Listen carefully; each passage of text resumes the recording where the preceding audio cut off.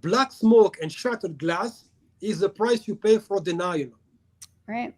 People keep telling them there is a deep-rooted racism problem in France. The police is a violent force that evades accountability. Even the UN got involved a couple of days ago.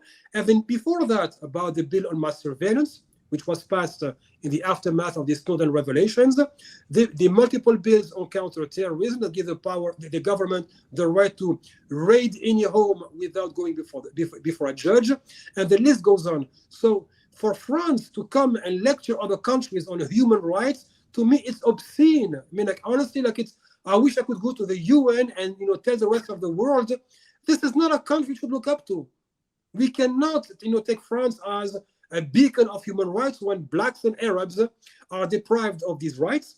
And to make things even worse, after the white majority remained silent for decades, thinking that they were spared from this neoliberal turn and state authoritarianism, now they are they are the next ones. So after the blacks and Arabs and Muslims, we see the government shutting down environmentalist organizations, threatening to shut down student unions, and the list goes on. Hello, everyone. I'm Rania Khalek, and this is Dispatches. James Baldwin once said that sooner or later, all the wretched of the earth will destroy the cobblestones on which London and Rome and Paris are built. France has been on fire after police were filmed shooting and killing unarmed 17-year-old Nahel Merzouk, a French citizen of Moroccan and Algerian descent, in the suburbs of Paris during a traffic stop. This shocking display of French state violence triggered large-scale protests, particularly among the country's Muslim, African, and Arab populations, long boiling over racist and classist structures staunchly rooted in French history and identity, as displayed in its brutal colonial legacy. Protests and riots spread to cities and towns across the country, with demonstrators targeting state institutions like town halls and police stations. Macron, who rarely hesitates to cheer on protests and riots taking place in countries targeted by Western imperialism, has blamed social media and video games and threatened to punish parents of youths who participate in demonstrations. Over €1 million have been raised for the police officer who murdered the teen. And a conversation has been sparked about French colonial history and the neglect and injustice endured by a significant portion of its population. So what is the role of France's colonial hangover in all of this? Where do racism, secularism, and Islamophobia fit in? How about class? And what comes next? Here to discuss what's happening is Yasser Louati, a political analyst and head of the Committee for Justice and Liberties in France. But before we jump into it, this is just the first half of this episode. The second half is available for Breakthrough News members only. You can become a member at patreon.com/breakthrough news. And as always, be sure to hit the subscribe button and the bell so you get a notification whenever we post new content. And if you appreciate this show, you can also donate below on YouTube. Yasser, welcome to the show. Thank you for having me. It's a pleasure. Well, it's so great to have you on, and it's such a timely interview, obviously, because of everything taking place in France at the moment. So let's jump right into it. Can you start by giving our audience just a brief overview of what happened to Nahel with this police shooting, and then we can go into detail from there? Well, as we saw last week, we had a youngster of 17 years old who got stopped by the police for, I guess, a random control. But if you are Black or Arab in France, it's not really random, since you are 20 times more likely of being stopped by the police. So it turned out the poor kid got shot point blank in the heart by the policeman. And as usual, the police version is always, I was in danger, I felt threatened, and I had to shoot. That was the initial version. And what's kind of, struck was that his version was very quickly spread throughout, the mainstream media and through the government. However, a couple of hours later, it turns out the policeman was not in danger. He was away from the car, and he was already talking to Nahel while pointing his gun at him. So, and then we see the car moving forward, and that's when the bullet, goes and hits Nahel. Now, That was what we've seen. So this already contradicted the official version that the policeman was almost rammed by Nahel, that he tried to run away, and then the policeman shot him. And just 2 days later, or 3 days later, the third passenger gave his testimony, and he said, no, before the video, Nahel had already been stopped, and he was beaten by the same policeman and his colleague, and they were hitting him with a gun. So when we see the video and the gun is being pointed at Nahel, Nahel was losing consciousness because he had been knocked out. And him driving an automatic car, as he lost consciousness, he released the brakes, and he was not in parking mode, so the car just moved forward. And then the policeman shot him.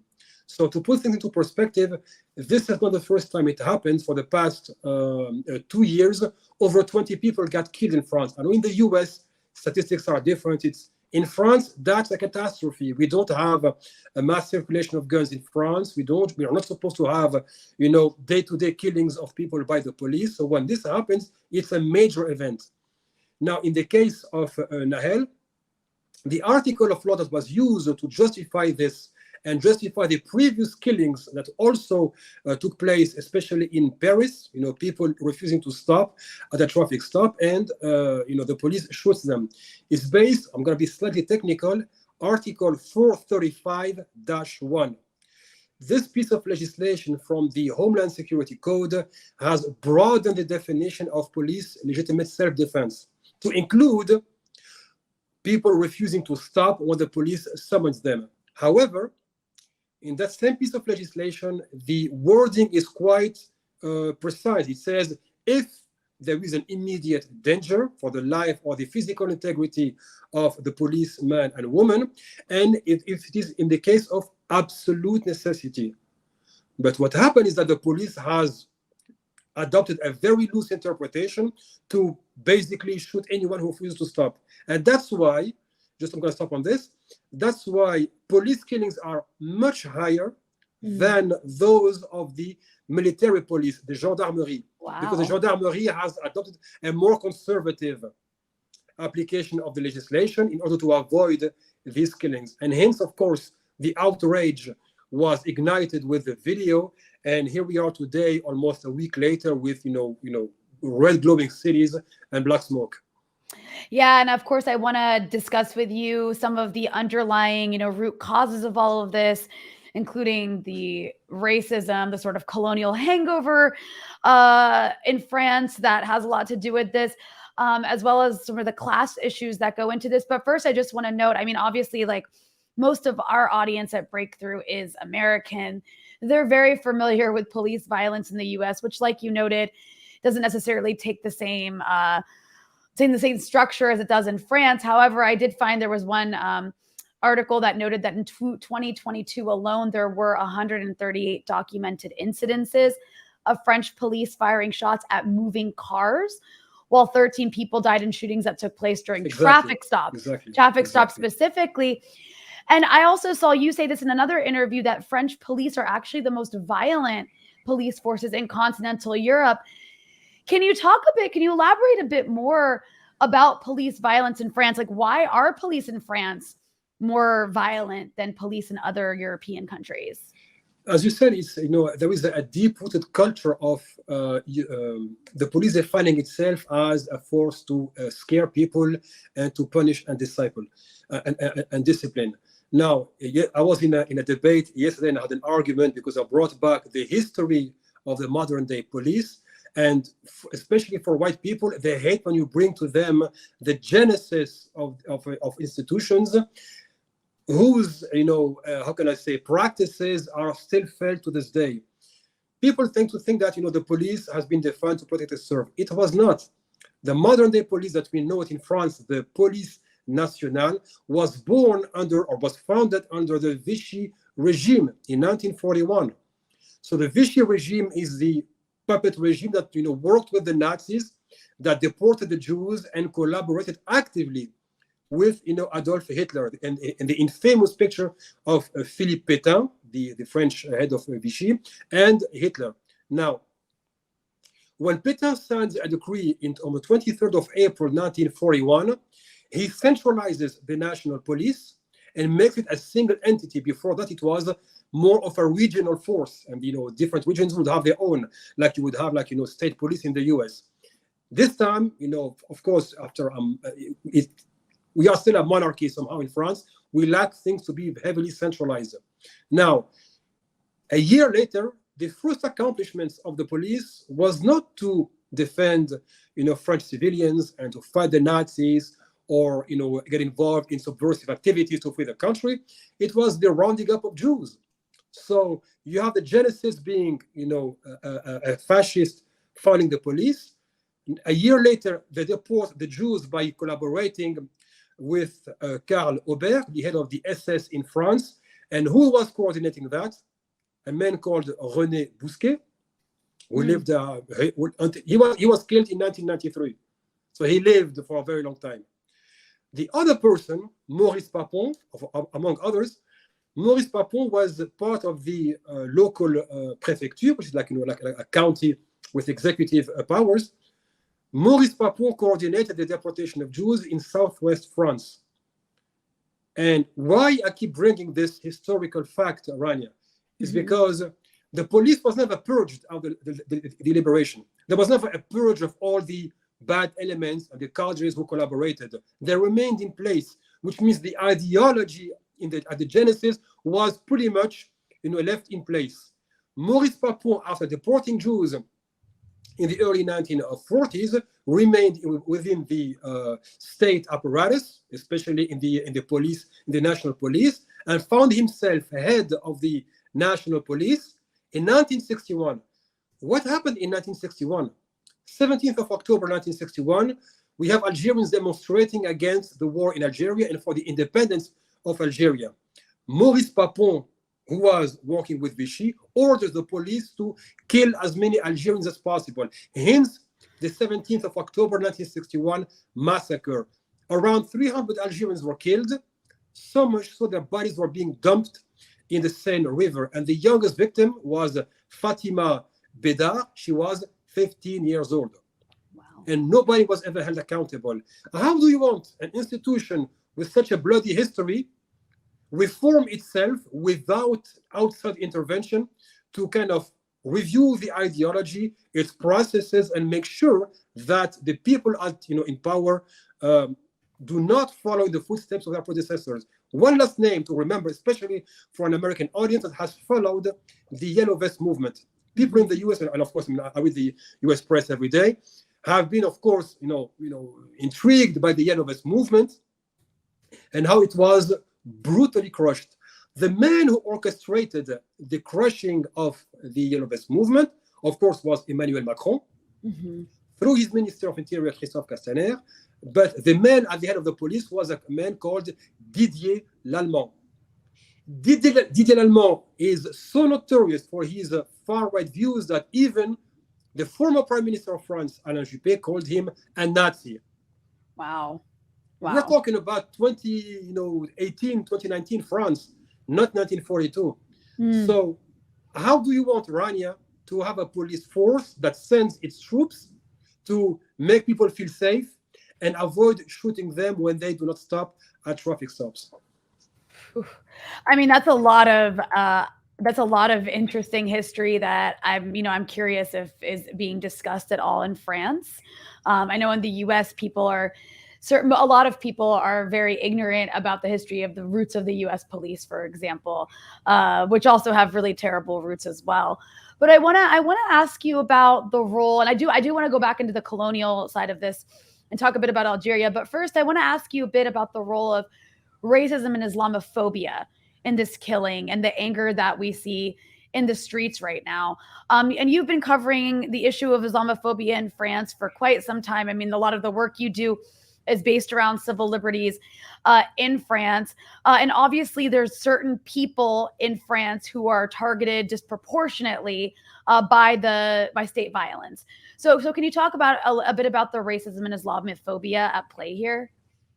Well, we have to keep in mind, I would like the term you used, colonial hangover, because France never solved its colonial legacy. It is pretty much the elites are upset it ended. They're not upset it happened, they're upset it ended. And there is a bitter and profound bitterness and grudge towards Algeria. Basically, Algeria was the crown jewel of the French colonial empire. It was the biggest country. It was, a settler colonial enterprise. Unlike Tunisia or Morocco, where it was more like a protectorate. So you had very few white settlers, being involved. In the case of France, of course, when the colonial era starts and these countries start getting their independence, we just moved on to a different thing. There was no assessment. Okay, what went right? Okay, if anything, but what went wrong? What are the consequences of this decolonial phase of French history, and how can we move away from that? So that's why you don't hear Emmanuel Macron apologizing for what happened, despite the documented massacres in Algeria. I mean, even famous intellectuals in France, like Tocqueville, for example, who wrote on democracy in America, and Cornel West quite famously quotes him from time to time. Tocqueville legitimized the mass killings of Algerians, and he said we have to burn down crops, we have to put these indigenous people in caves and set them on fire, because that's the way we have to deal with these savages. We have to keep in mind, again, when I mentioned these events, we never had, let's say, a commission that says, all right, this was wrong, we have to move forward. Okay, let's, make up for it. No. When it comes to this generation, second, third, and fourth generation of French citizens of North and Sub-Saharan African descent, the colonial history is not over. Maybe what people moved on, and they saw, how can I say, impatient with these people. They say, no, that was then, this is now. No, because the benefits you reaped during the colonial era are still here today. So, for example, at the political level in France, again, in the US, people don't tend to know that, but what we call the republic in France is not really a republic. A republic, of course, is the sovereignty of the people. No, not in France. In France, you have a compromise between a monarchy on the one hand and a republic. So the writers of the constitution that was adopted in 1958, which means the fifth constitution since the revolution in 1789, they came up with this compromise. All right, we are going to have voting, but the president will remain above the law. He's going to be head of the military. He will be able to dissolve the National Assembly if he doesn't like the majority in place. He nominates the prime minister, and he's, of course, in charge of foreign affairs, etc., etc. And on top of that, there are many tools to allow the president to bypass parliament. So try to imagine in the US, you have Biden, or before that, Trump. Maybe they did. They, for example, try to pass a piece of legislation, and they keep Congress out of the loop. In France, we can do that. We have Article 49-3, and the president can say, all right, and that's exactly what he did with the pension reform. Now, we have a highly authoritarian republic. How do you think it will act with the communities still perceived as second-class citizens? Well, the results are quite striking. In the banlieue, especially when you are a holder of a graduate degree and you went to, through higher education to get out of the hood, unemployment is twice as high, is double of the national average.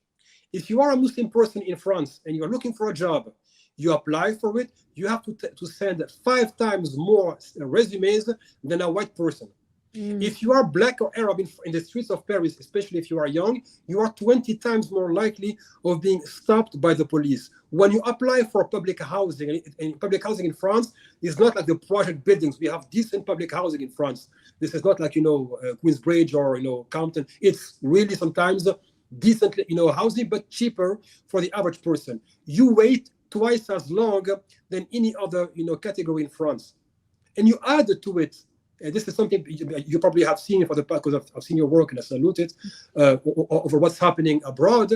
When you see the constant usage of racist rhetoric and the constant framing that France has a domestic enemy, and that domestic enemy is not the far right, it is not descendants of the fascists who sold out France, it is these Blacks and Arabs.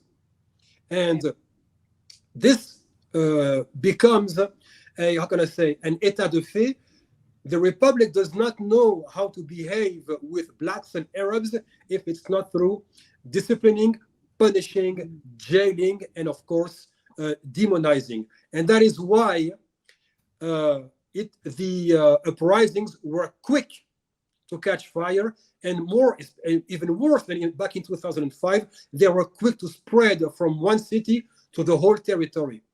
So we have to keep in mind that though the Republic in France says that we are colorblind, and they call this universalism, everything is universal, etc. First, it's a white-centered universalism. The norm is white, but when they deal with people, they deal with them based on their ethnic origin. Otherwise, people wouldn't feel so discriminated because their first or last name sounds a bit too Arabic or too Muslim or too black. Right. So that's it. Yeah. Well, and I want to, reiterate, of course, like the fact that I'm speaking to you from Lebanon, which is, of course, not to the same extent as Algeria. It wasn't settler colonialism, but at one point, France was like the colonial master of Lebanon. And I know, unfortunately, I'm probably going to get in trouble for saying this from some of my Lebanese friends, or maybe not. But I know there is certainly a Lebanese superiority complex when it comes to those who are in France.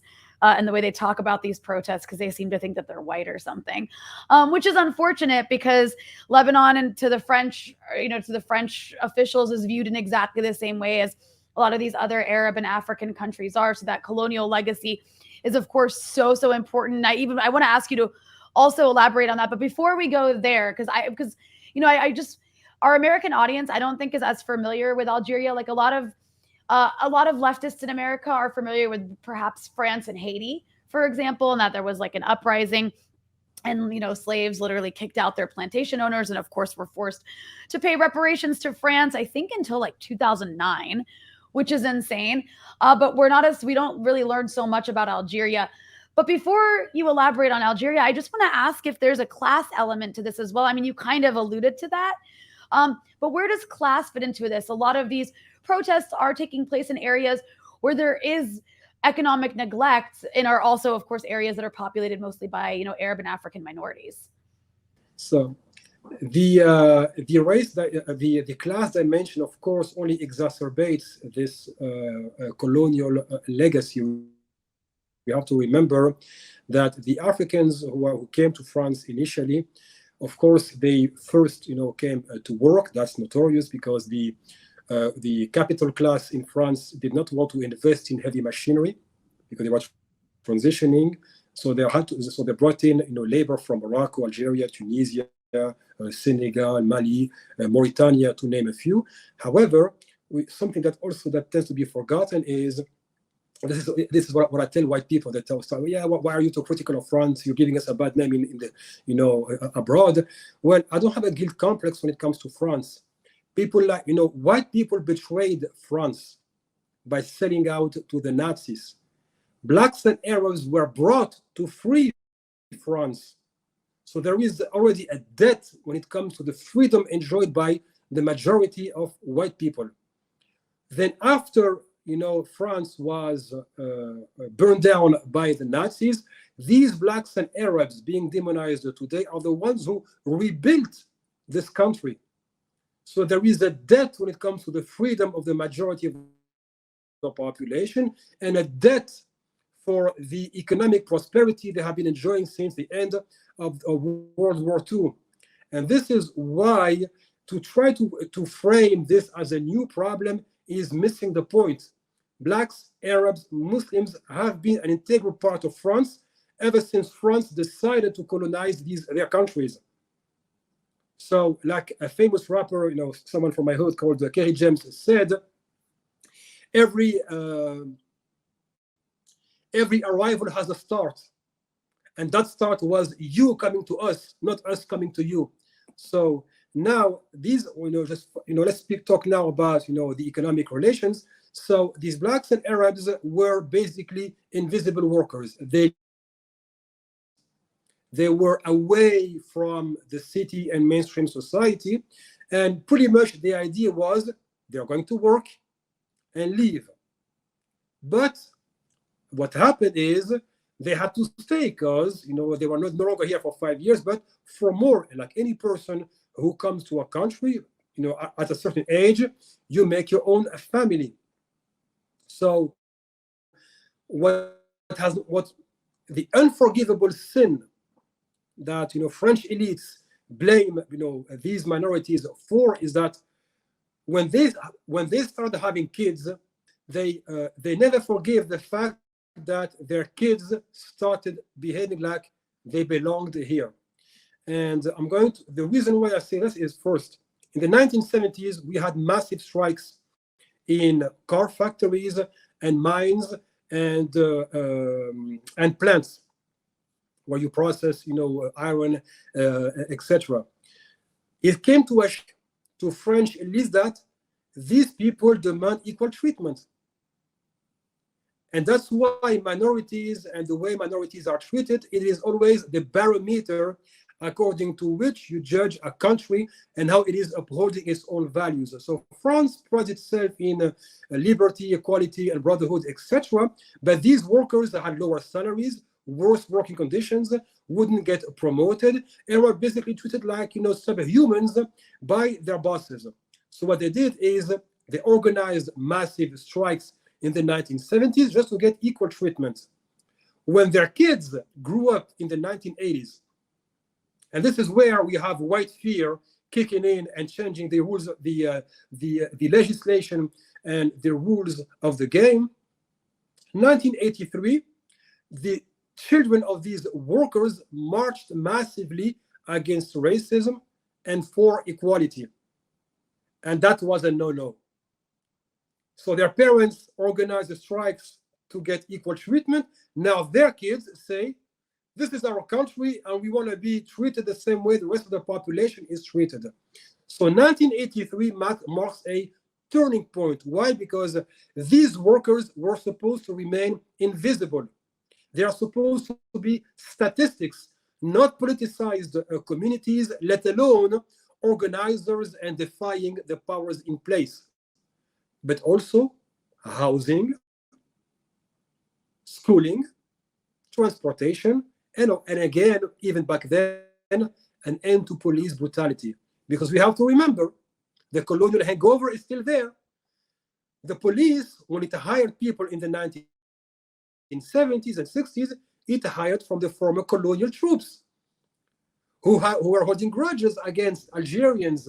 But now they took the war and continued it on French soil, killing especially young Arabs by the dozens without anyone being prosecuted. After these demonstrations are organized in 1983 to put an end to racism and to have, it was actually against racism and for equality. And these marches were sparked by the killing of Arabs by, unsurprisingly, the police, but also far-right activists, right? So people organized and marched, and they walked from down south, from Lyon, and actually in the center of France, all the way to Paris, and they walked for like days in a row. And that march was the signal that these guys are serious. They truly think they're like us. They are demanding equality, etc. So 1987, 4 years later, the government in place sets up a commission to change the rule of citizenship. You're no longer French because you are born on French soil. You become French if your parents are French. The last time France did that was under Vichy, to strip Jews of their French citizenship. So you see how this is a virus that keeps going dormant and wakes up every single time there is an economic crisis. In the 1980s, unsurprisingly, is a period of deep crisis. After 1945, France, puts in place through the National Council of the Resistance, the modern-day welfare state, which is supposed to provide a safety net to everyone and give equal opportunity to all French people. Mm-hmm. When François Mitterrand, this is why electoral politics. Maybe we can, I'm watching what's happening with the Democrats in the U.S., and to say the least, I'm not very impressed. But in France, you have the same problem. So you have the Socialist Party, or the so-called Socialist Party, gets elected in 1981. and goes from a full-blown left-wing agenda to the neoliberal parenthesis, putting an end to structural reforms in order to have a strong welfare state and that taxation benefits everyone, not only the stock market.